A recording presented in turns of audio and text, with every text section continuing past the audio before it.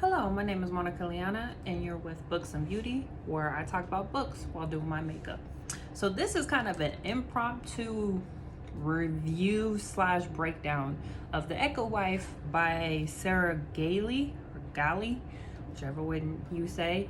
I just finished this, and I have a lot to say, so I was like, you know what, we're gonna do a little review while I have it fresh in my mind. So let's break this down. So we start off with this scientist lady. She is getting an award or something like that, or she's going to a party and she's being praised for her work. And then the next day she goes to her lab. She has an assistant that she's very fond of, that like they get each other because he just knows what he has to do. They don't really have to fuss around too much. They're not friends, but she respects him very much as a colleague. He knows what he has to do. She doesn't have to baby him, because apparently she's kind of a difficult boss, and usually people don't last but like maybe a month or something. So this is like the first person that stuck around. He tells her that she got a call from a girl, and he's like, yo, pick up the phone. She keeps calling, like she wants to see you, like. And she goes to go see this girl to go do tea, and she finds out when she's there that she's pregnant. And she's like, oh my god, you can't be pregnant, clones can't get pregnant. So that's when you find out that she's a clone.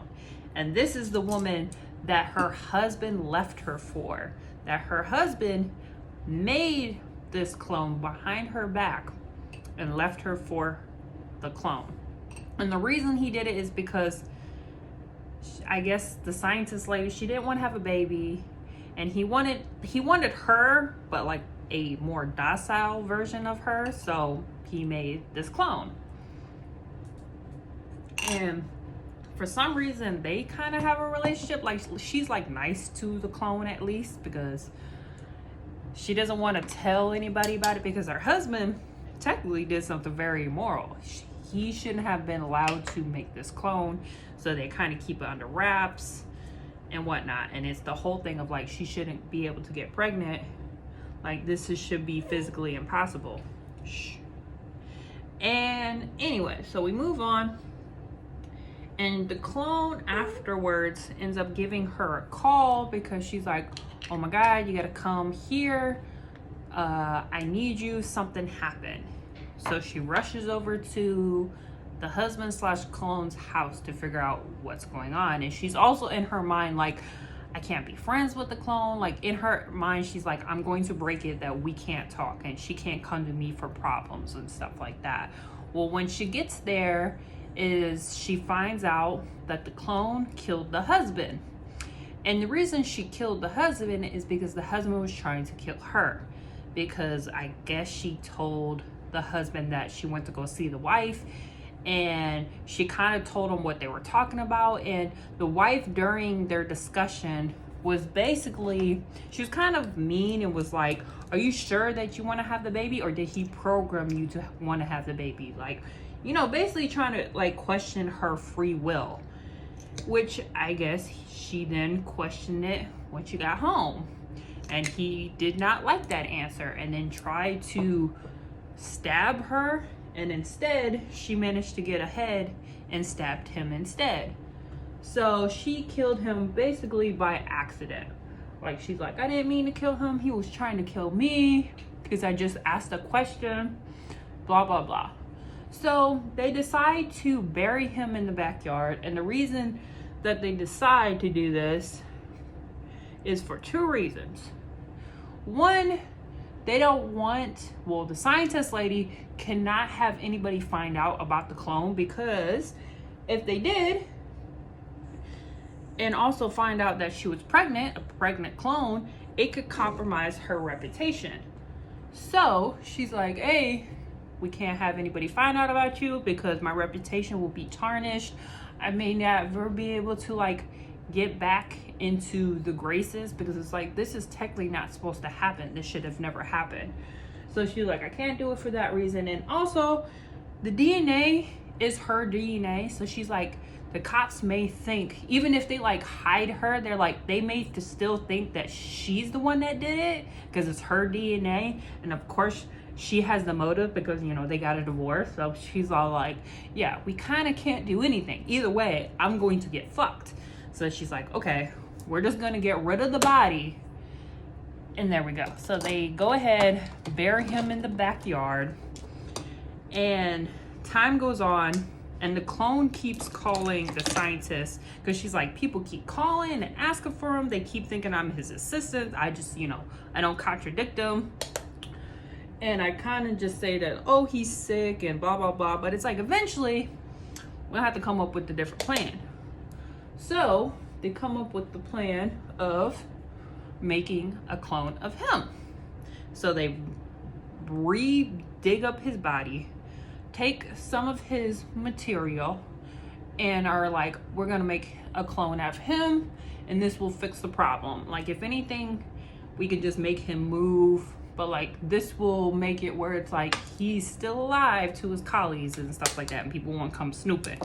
So they come up with the idea of like, okay, just tell everybody that he went to a mountain, that he's, you know, depressed about his divorce, and that he wanted to get some perspective, and he went to the mountains to, like, you know, clear his head. Understandable. And then we're going to work on, you know, building this dude. And apparently it takes like 3 months to build him. So they get to the lab, and they find her assistant there. And apparently he's been stealing stuff from the lab to sell.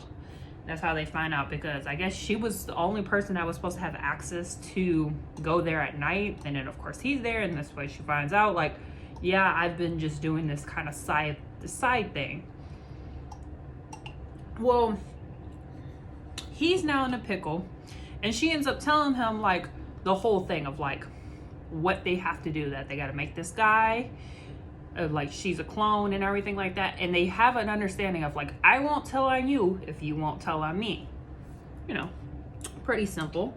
So it takes 3 months to make this clone. So they got to deal with, you know, birthing the child, kind of letting it develop. And then they do this mapping thing where they give it the brain and the memory of the person, and they use a clone because of course she would know the last like few years, because they've been together, I guess 2 years or something like that. It was like, you know, help me, you know, figure out the last few things, because I guess the mapping that she had was 5 years old, because he helped her with her experiments and stuff like that. So they have a mapping of his brain, but it's 5 years old. So they're like, yo, you gotta help me fill in the gaps. So that's what they do. And she's there the whole entire time. And the whole entire time, she has kind of a dilemma with the clone, because she's like, hey, like she doesn't know how to act with the clone. She's like, she knows that it's not technically a person, but it acts like a person. And she's like, I don't know how to feel. Like 1 second she's mad, next second she's kind of sad. She kind of thinks of it as a child. They're kind of living together because the clone doesn't want to be alone. So she's allowing it to stay in the house. And they're going to the lab, and they're working on the husband.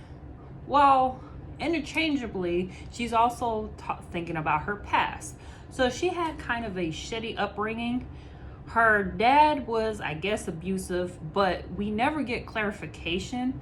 He doesn't say that he's abusive. It's just more of a, it's understood, because the mother ends up basically like teaching her how to get around the house without making noise.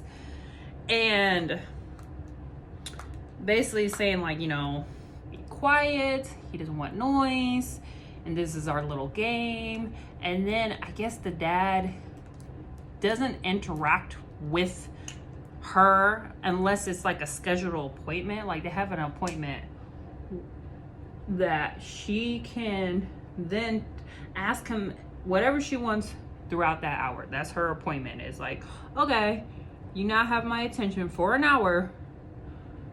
Get all your curiosity out. And that's what she does. She basically just asks him about life. Like she'll ask him about like, how is a cell made? And then like, what about this?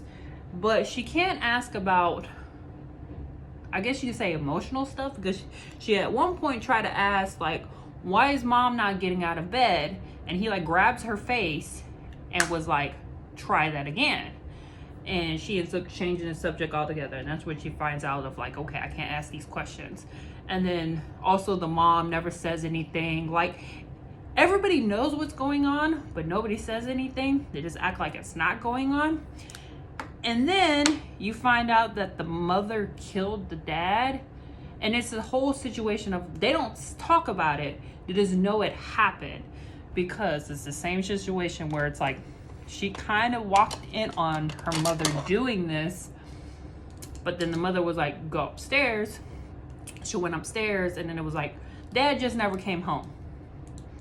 And she's like, okay, well, should we call the cops to say that he didn't come home? And she's like, good idea. Yes, let's call the cops to say that he never came home. And then that was their story, and they never spoke of it, you know, whatnot. And her mother apparently wasn't really good with her, because even though the dad is now dead and there's no longer fear in the house, she does not take the time to then get to know her child. She ships her child off to a boarding school. And she's kind of okay with this. Like, she's gotten to the point where she doesn't really need human connection. She's just like, you know what? It's fine. And that's why her marriage, in a way, I guess, kind of failed. Because even though she did love her husband, she didn't know how to love him and depend on him. And, you know, of course, he kind of understood that that was what the issue was. So, turn on the light. They kind of have a fallout because of that. It's like, you know, you're constantly like, you don't need me. And she like undermines him, and she doesn't think he's as smart as she is and stuff like that. She calls him sloppy, which he probably was, but you know, eventually some people just can't take that anymore. They're like, you know what, you think I'm crap? Fine. And behind her back is what he made the second wife, because I guess, I'm assuming he loved her. He just was like, you know what, I'm so sick and tired of her like not needing me. I'm going to make a clone version that will need me and that does want to have a child and stuff like that. So like, you find out that like her relationship with her parents were kind of fucked up, and that's why she's kind of fucked up. And she doesn't ever really express emotion. She really can't. She doesn't understand it. She's just kind of like, I know I should be feeling sad right now, but I can't feel sad right now. And she kind of resents the clone, even though she kind of considers the clone to be a child, because she's like, she doesn't know things. Like, she ends up bleeding at one point, even though she's pregnant. She's like, I don't think you should be bleeding like that. You're pregnant. And she's like, no, it's fine. Like, I'm okay. And she's like, no, we got to take you to a doctor, which she's never been to a doctor. So they go to one of those like doctors that like don't ask no questions, and they get her examined. She's fine. So time goes on, and this whole entire time I kept waiting for the twist. I'm telling you, I was waiting. I was like, something is going to be wrong with this clone.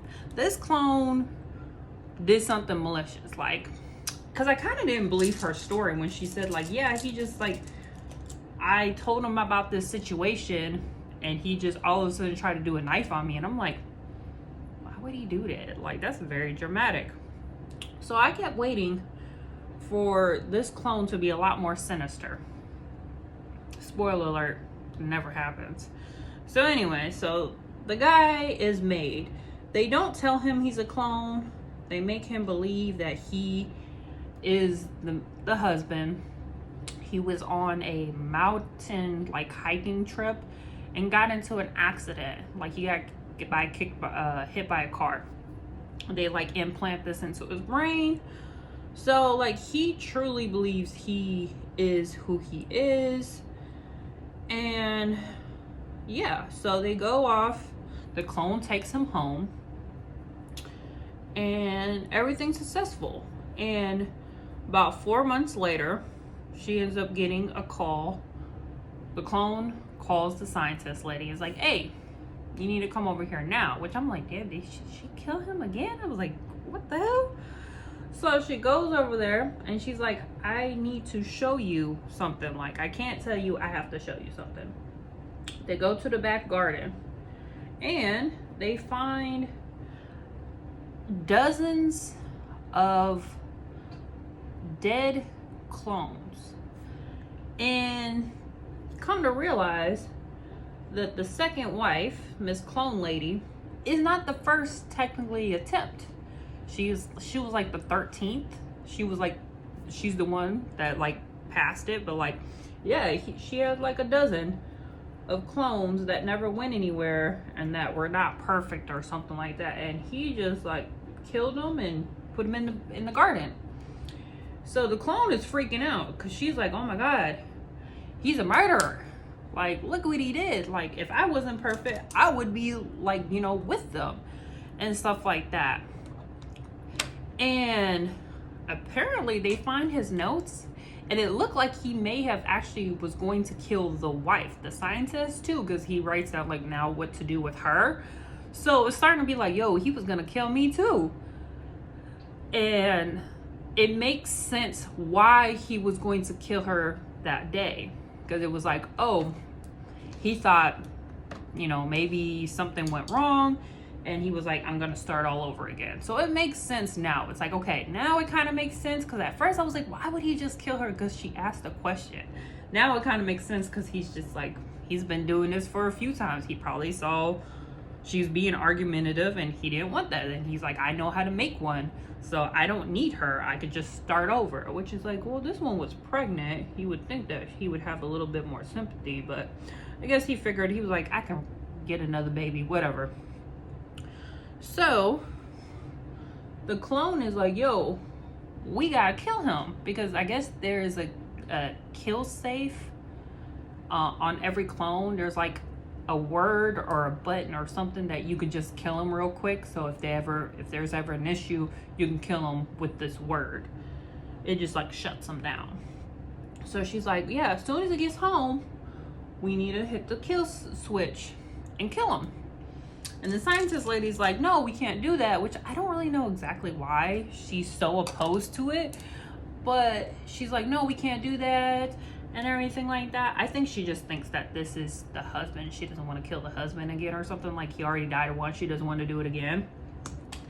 Which the clone is like, why? Like, this dude is a murderer. Like, in her mind, I can understand why she thinks this, because she sees it as like, this could have been me.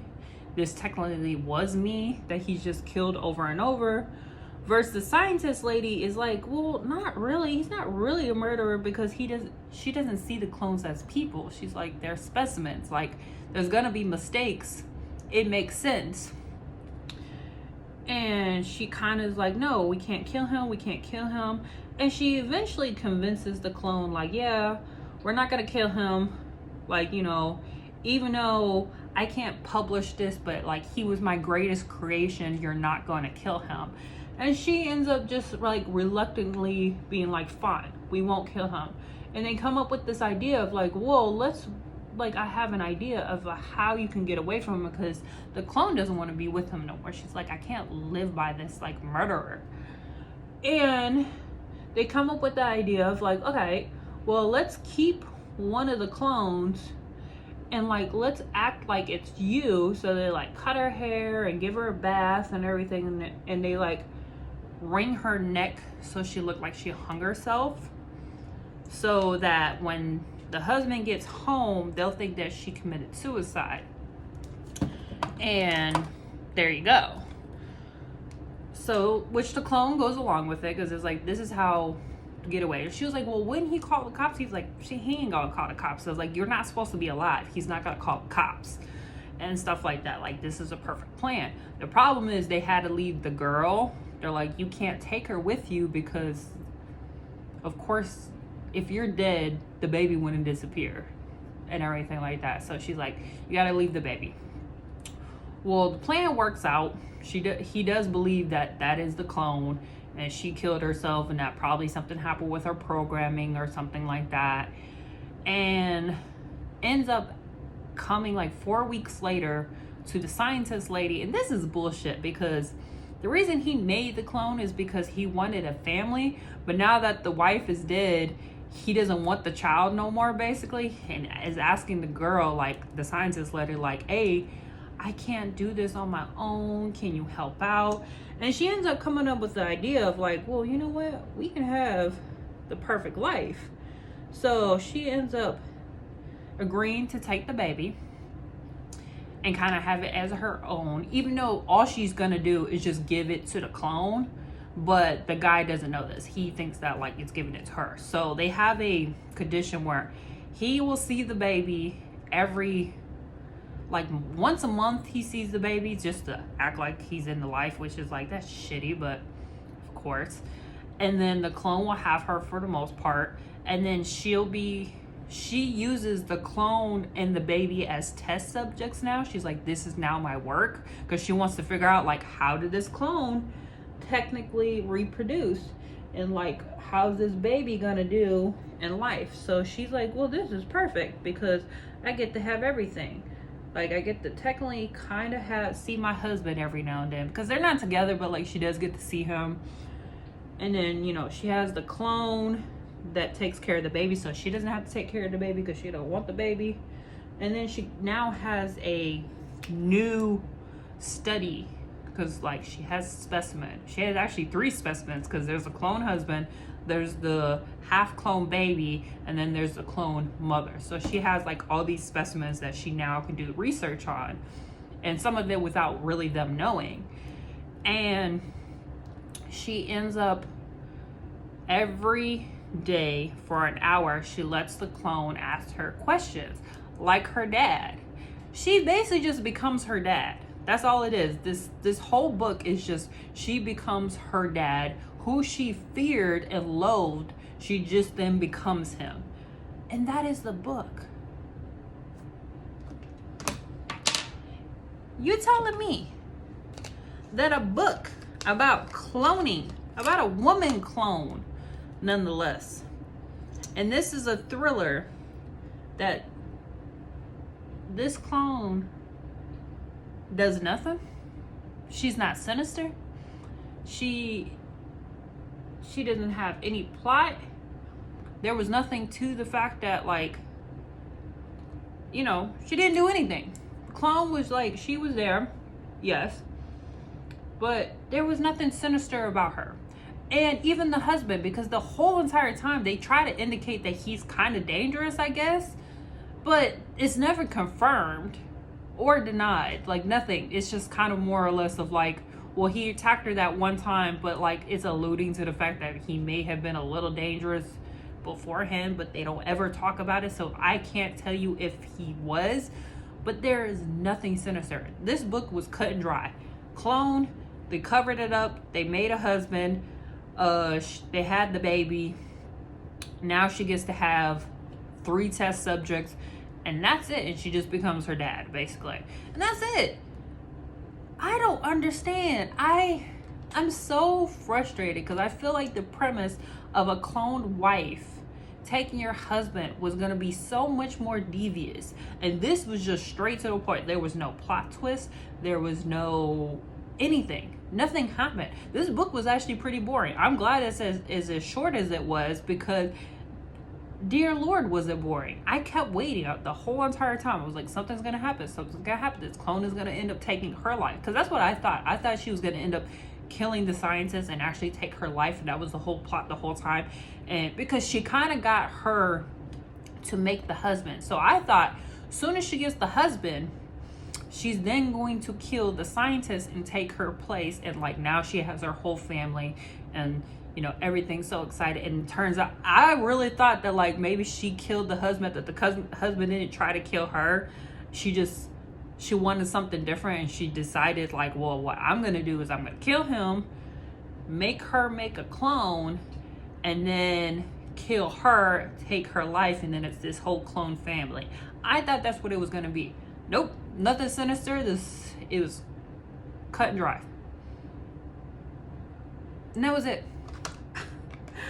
I don't understand why these books are so disappointing lately, but like every book nowadays, it's just like There's nothing to him. And I'm just so, I don't know. This book just, it has such a good premise for nothing to come out of it. Nothing came out of it. She became her dad. Okay, cool.